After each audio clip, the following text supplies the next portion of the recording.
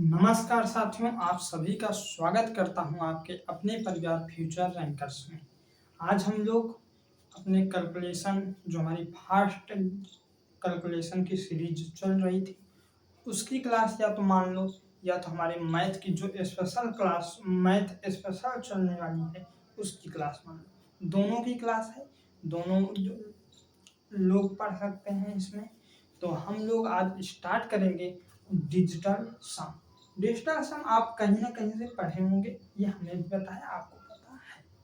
पर कुछ लोग ऐसे भी आएंगे जिन्हें डिजिटल सम नहीं पढ़े हैं, बिल्कुल जीरो शून्य से स्टार्ट कर रहे हैं, जीरो से स्टार्ट कर रहे हैं। तो उनके लिए आज की क्लास बहुत इंपॉर्टेंट होगी। तो आज की क्लास में सिर्फ बेसिक बेसिक बताया जाएगा क्या कैसे होता है। कल से आपको अच्छे तरह से क्वेश्चन भी मिलेंगे और प्रेम पूर्वक तरीके से आपको हल करना भी बताऊंगा कैसे आप हल करेंगे उसे। तो आज हम क्वेश्चन में अप्लाई नहीं करेंगे, आज हम सिर्फ परिभाषा बताएंगे क्या क्या होता है, जोड़ घटाव गुणा भाग, ये सब पर हम लोग जो चर्चा आगे करेंगे। आज हम लोग बेसिक सिर्फ बताएंगे क्या कैसे होता है। तो हमारा हमने आपको बता दिया है या बताने वाला हूँ कि अंकीय योग को कहते हैं डिजिटल सम। क्या कहते हैं? डिजिटल सम। डिजिटल सम, डिजिटल सम होता क्या है? कोई भी संख्या आपको दे दी जाए, मान लो 4 3 7 8, इतनी बड़ी संख्या दी जाए। अब डिजिटल सम पूछा जाए, इसका डिजिटल सम क्या होगा, तो आप कैसे करोगे इसे अब आप लोग देखिए।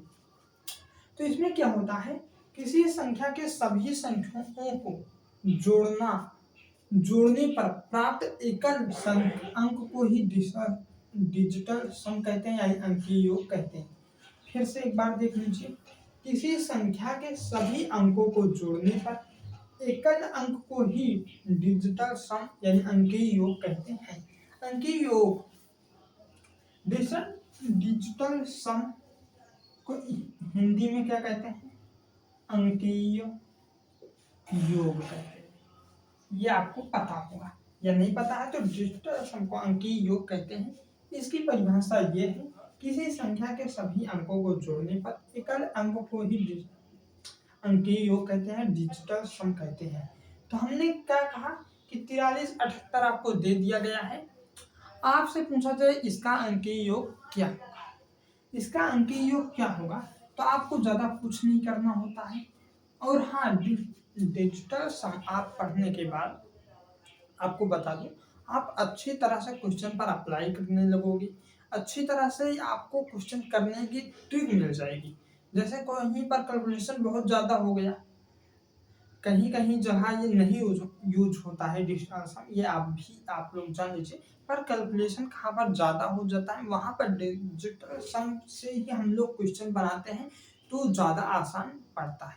तो डिजिटल सम में ये क्या होता है, जैसे 43 78 दिया गया है, इन सबको जोड़कर एकल अंक बनाना है। यहाँ पर कह रहा है ना, जोड़ने पर प्राप्त एकल अंक, जोड़ने पर प्राप्त, इन सबको जोड़ देंगे हम लोग तो हमें एकल अंक प्राप्त होगा, वही हमारा क्या होगा, डिजिटल सम होगा।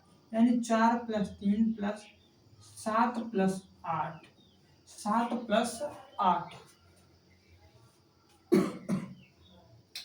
4 3 7 हो जाता है, 7 7 14 होगा, और 7 3 21 का हो, या तो 21 मान लो कि 21 1 22, कितना हो जाता है, 22 हो जाता है। 4 3 7, यहाँ से भी आपका 7 है, यहाँ से 8 है, पर उसे हम लोग 7 मान लो, या तो 8 ही मान कर इसमें जोड़ दो। 14 में 8 जोड़ोगे कितना आएगा आपका, 22 आ जाएगा। कितना आ जाएगा, 22 आ जाएगा। अब 22 आ गया, यहाँ पर आपको एकल अंक प्राप्त हुआ, नहीं प्राप्त हुआ। यहाँ पर 2 अंक प्राप्त हो रहा ना, इकाई और दहाई दोनों प्राप्त हो रही है, तो हमें एकल अंक यानी इकाई अंक में इसे कन्वर्ट करना है। तो अब एक बार फिर इसे जोड़ दो, 2 + 2 यानी 4। अब इसका इकाई अंक प्राप्त हो गया, यानी 4 हमें प्राप्त हो गया है। तो यही सब आपको देखना होता है कि डिजिटल सम क्या होता है, अंकीय योग होता है। जैसे 43 78 दिया गया है, तो पहले सभी को एक एक बार लिखकर अच्छी तरह से जोड़ लेते हैं। 4 + 3 हो जाता है आपका 7 हो जाता है। 7 तो ये आप अगर फिर उसमें जोड़ोगे तो आपका 14 हो जाएगा। 14 में 8 जोड़ देंगे तो आपका 22 आ जाएगा। 22 आया तो हमारा डबल अंक में था, उसे हम लोग सिंगल अंक में बनाते हैं। 2 + 2 करते हैं 4 आता है, वही हमारा क्या हो गया, डिजिटल सम हो गया। यहाँ तक आपको समझ में आया? कहोगे हाँ बिल्कुल समझ में आया। 1 मिनट रुकिए, आता हूँ आपको।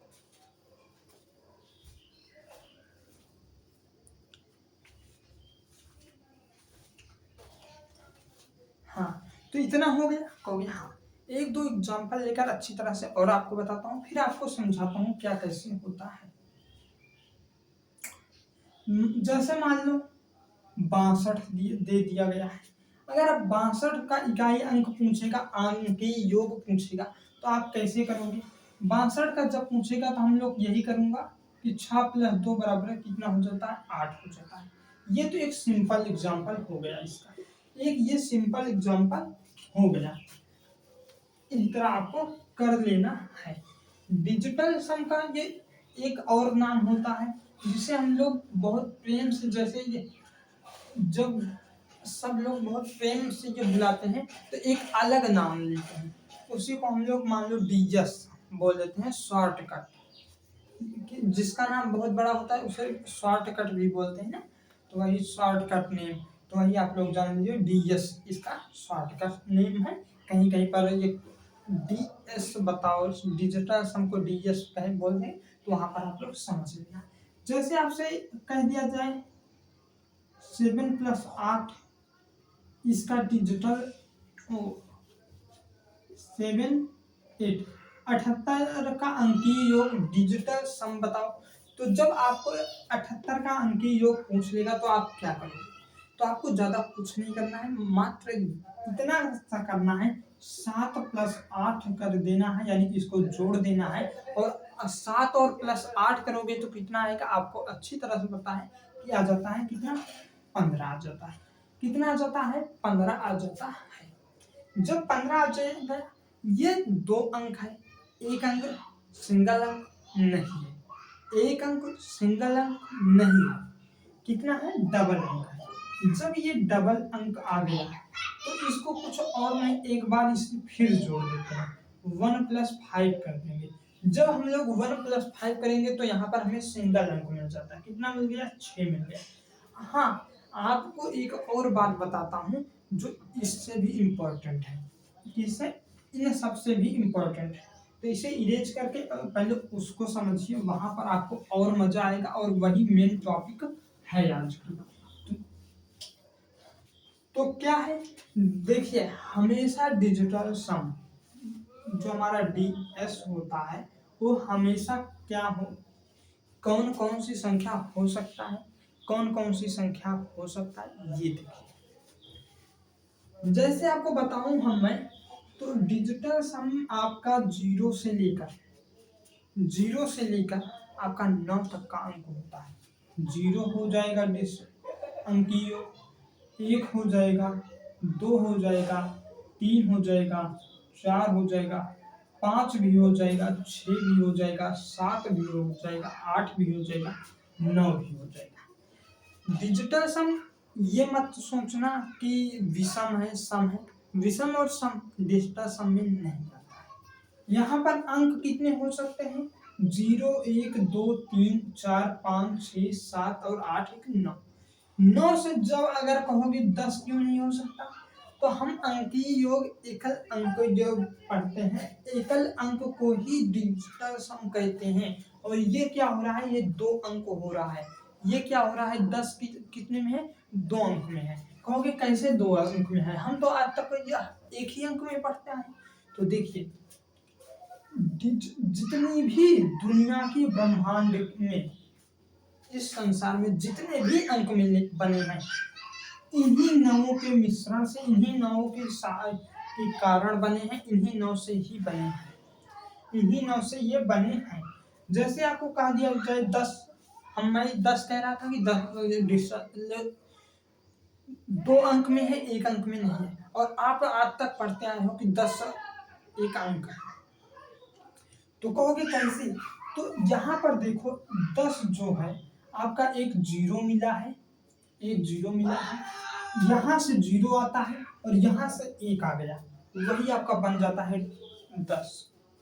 इसमें कोई नई संख्या आपको नहीं देखने को मिली, इसमें नई संख्या नहीं देखने को मिली। अगर आप भी 21 कह दिया जाए तो 21 भी आप लोग को पता होगा कि यह क्या है, एक अंक है। तो यहाँ पर भी आप लोग ये भी देखोगे कि ये या तो एक 2 मिला है और एक ए मिलकर अपना घर बसा लिए हैं बस। 9 के बाहर जितनी भी संख्याएं आपकी जाती हैं वो एक दूसरे से मिलकर घर बसाई हुई संख्या होती है। इसलिए आप लोग सिर्फ डिजिटल सम में जब भी आपका अंक आएगा तो एक अंक का आएगा, 9 से लेकर 0 तक के बीच का ही अंक आएगा। ये नहीं कि कोई दूसरा आ जाए 10 से लेकर अनंत तक के। 10 से अनंत तक जितनी भी संख्याएं हैं ये 0 और 9 से ही मिलकर बनी हुई है। इतना आपको समझ में आया? कहोगे हाँ बिल्कुल आया। अब एक और यहाँ पर बेहतरीन सम मैं बताता हूँ जो आपको बहुत जरूरी है। कहोगे वो क्या है?